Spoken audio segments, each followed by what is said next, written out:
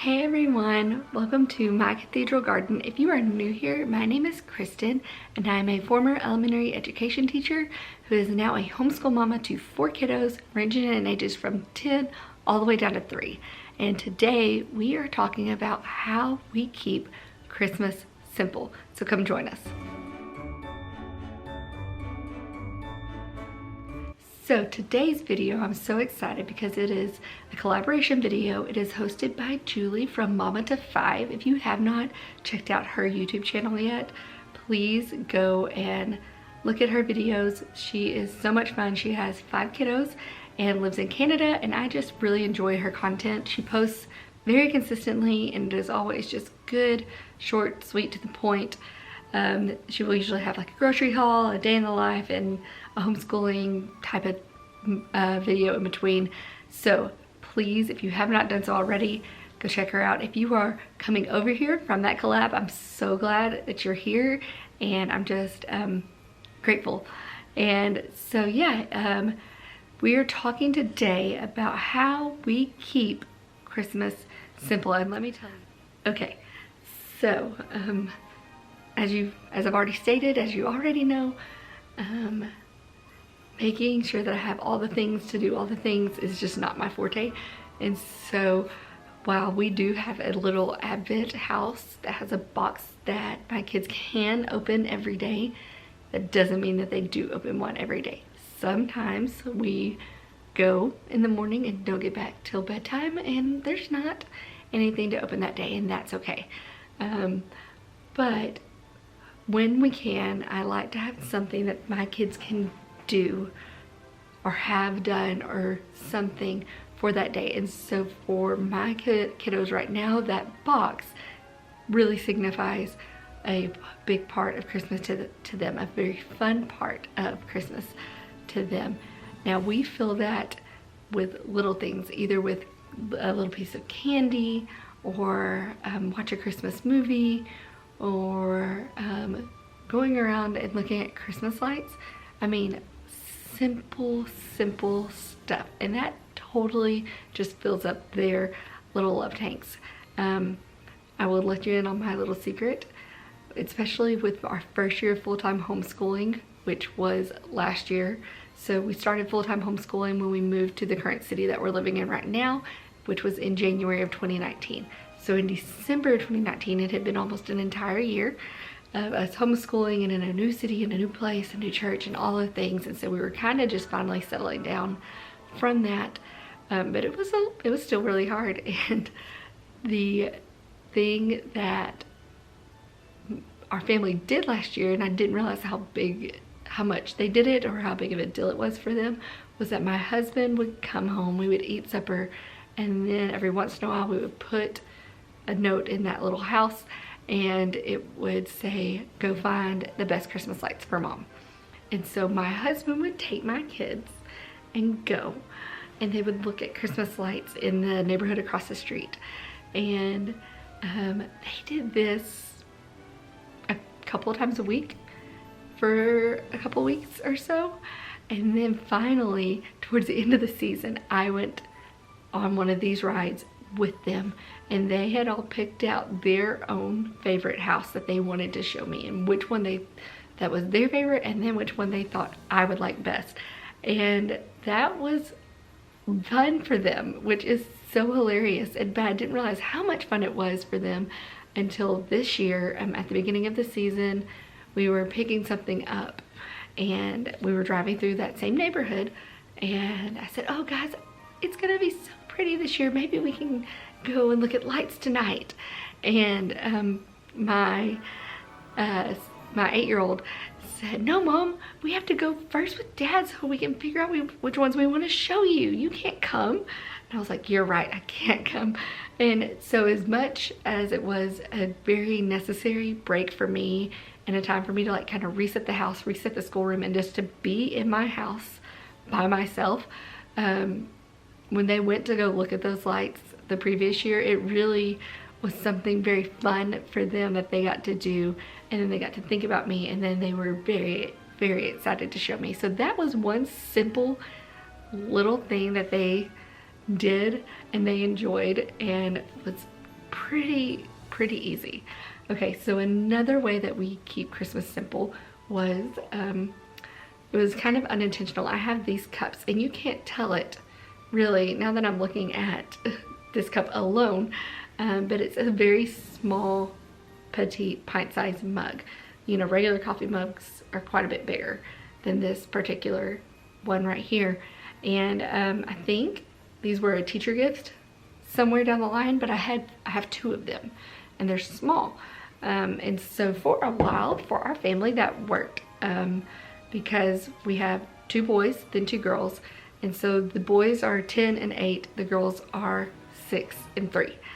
And just turned 6 and 3. And so for a while, the girls were too small to use this for hot chocolate or whatever. They needed something with a lid, but so the boys could use this. But last year I realized, okay, this is now an issue, is that we only have 2 of these cups, but I've got 4 kiddos, 3 of which could for sure use the one now. And for the next year, we're definitely going to need more. So I set out on a hunt to just find 2 more of these cups. Well, I couldn't. I could not. I asked online if anybody knew where to buy them. I mean, I really think these probably just came from the Dollar Tree, but I just couldn't find any small kid mugs that weren't overly outrageously expensive or took a long time to ship in. I was looking in December at the time. And so I was like, okay, well, we're gonna have to go to Plan B. So Plan B was to buy all new Christmas mugs. By the time we got around to looking, Dollar Tree was sold out of everything but solid colors, or kind of really weird, ugly ones. The ones at Walmart, I wasn't finding anything.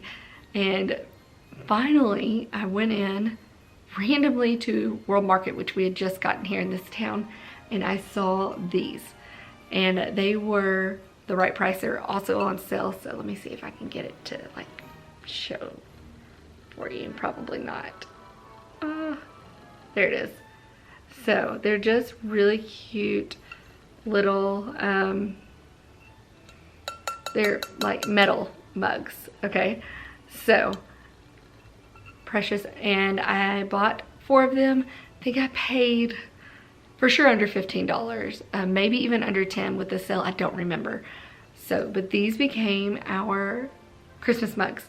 And so I try to pull those out at the beginning of the Christmas season. So after Thanksgiving, I will have a thing put in the house. So this year we went on a scavenger hunt, and they found these at the very end. So I started with something, a note in the house, and our house, it used to light up, it doesn't anymore. So when it lit up, that's when the kids knew that there was something in there, which was kind of fun.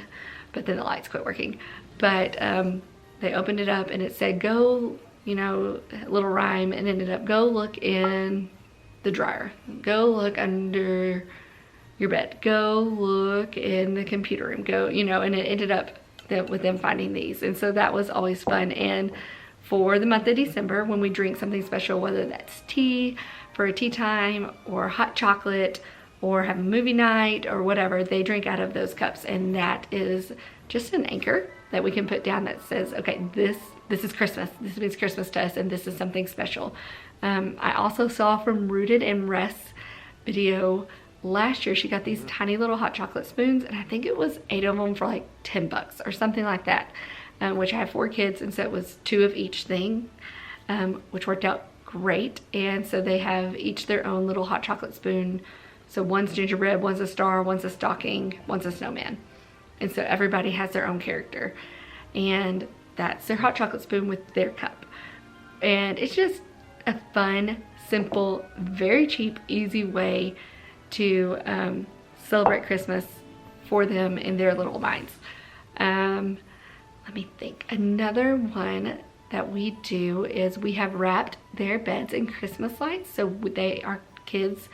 We live in a 3-bedroom house, and so each gender shares a room. So I have my boys in one room and my girls in another, and we have bunk beds.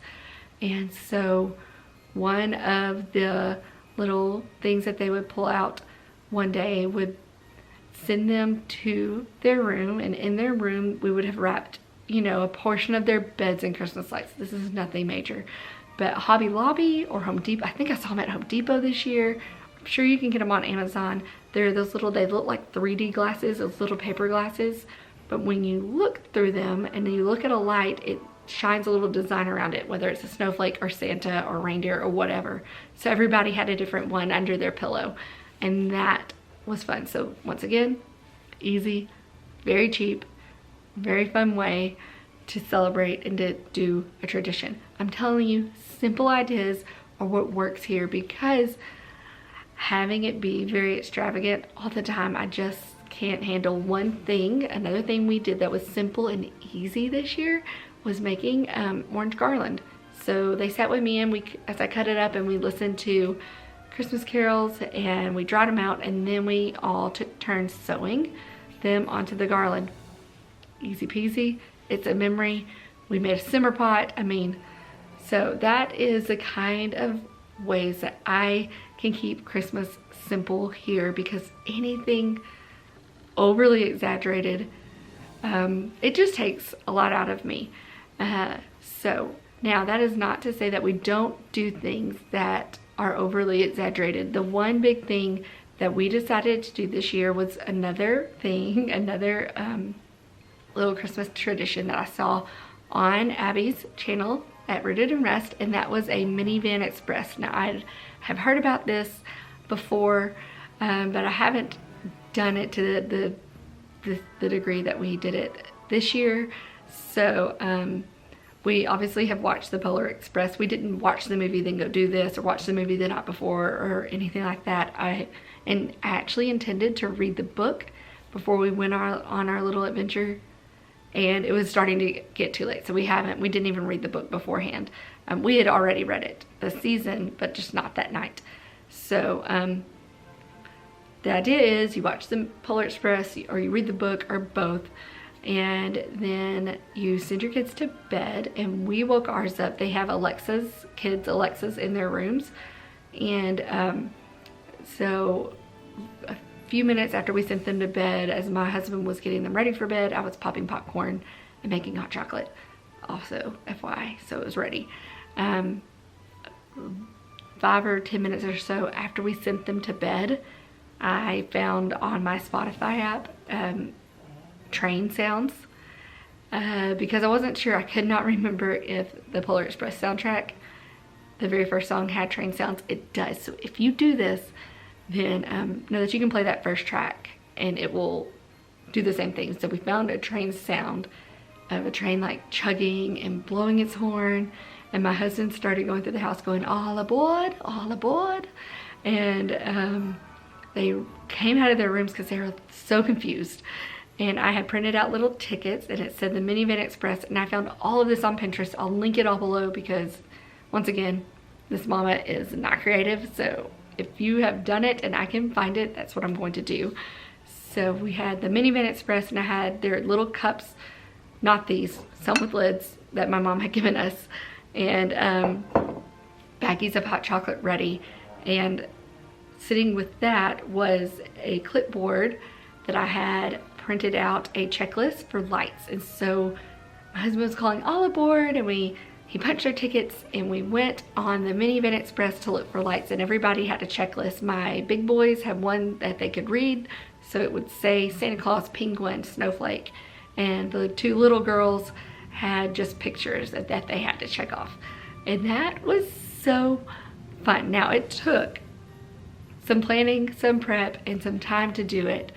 So that was our one big thing, but it will definitely be something that we do every year, because that was such a good idea, such a fun idea, such a decently easy one too. So if you need something that is quick and easy, this is it. It was a lot of fun, but it does take a small bit. Another way that we keep Christmas simple is, this last year I figured out a simple breakfast. You guys, I used to make the Pioneer Woman cinnamon rolls every year, and they're great, but it makes, first of all, it makes a lot. So unless you're feeding a crowd, you've got to figure out a different conversion.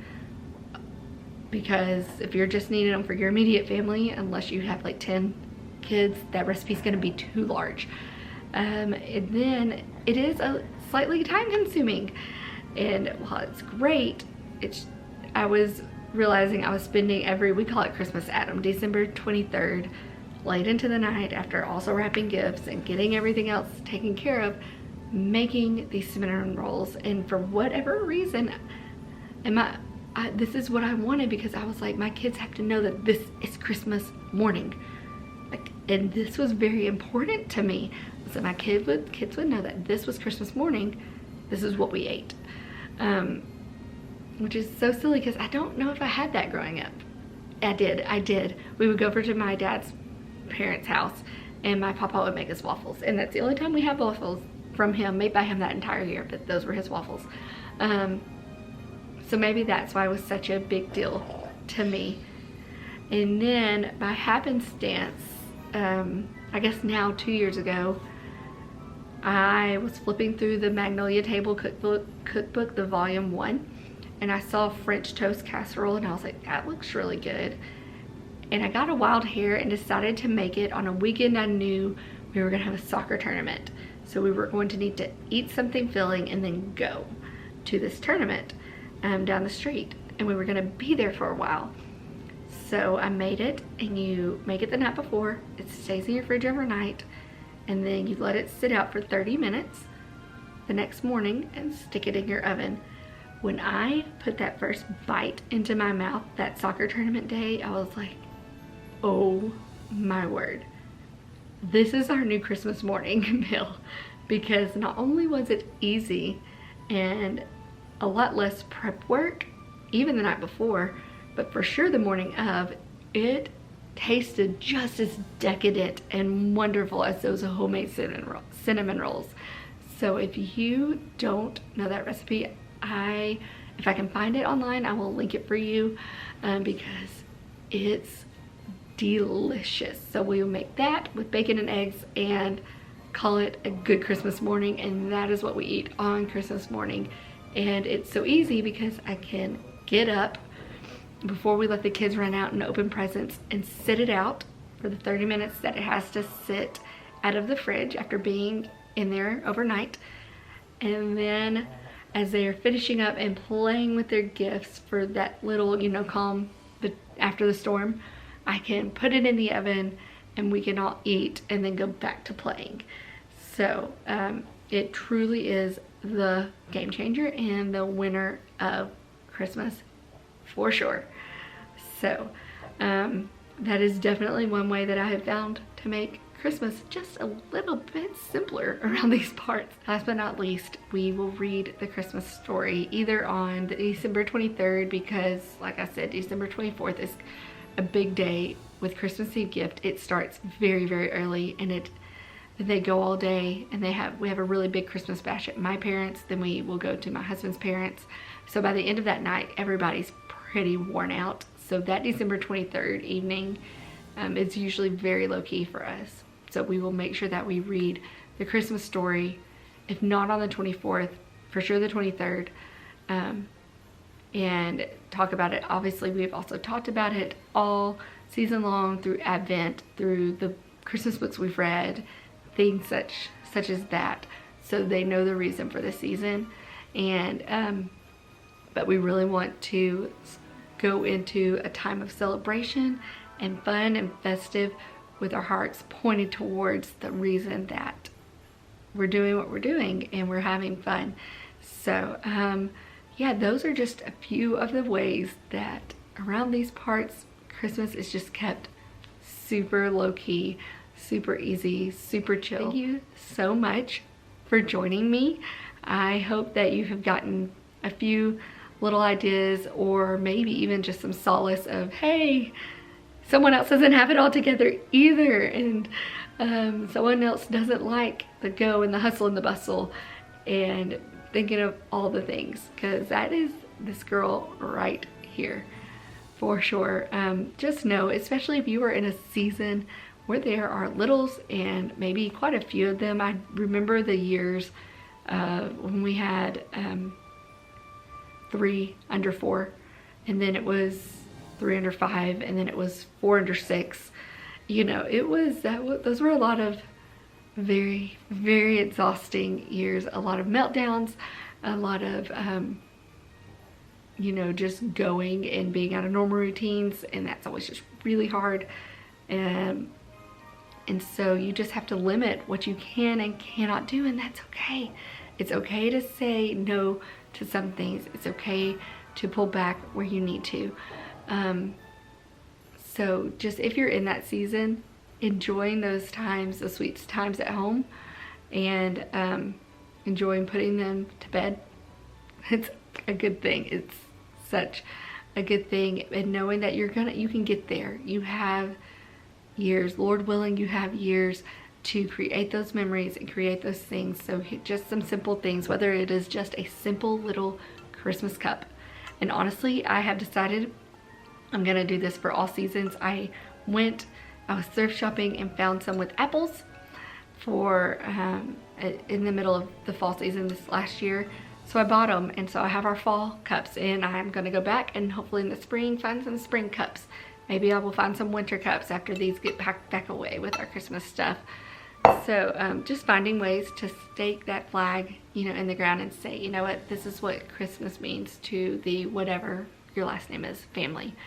It really is just an opportunity to have a lot of togetherness and a lot of learning time and just a lot of growth. So thank you so much for being here. If you have enjoyed our little kind of chatty video and you've enjoyed my channel, if you wouldn't mind giving me a thumbs up and subscribing, I cannot tell you how much that does for these channels like mine that are just starting out, that are smaller. It really, really makes a huge difference. So thank you so much for watching, and have a Merry Christmas. Bye guys.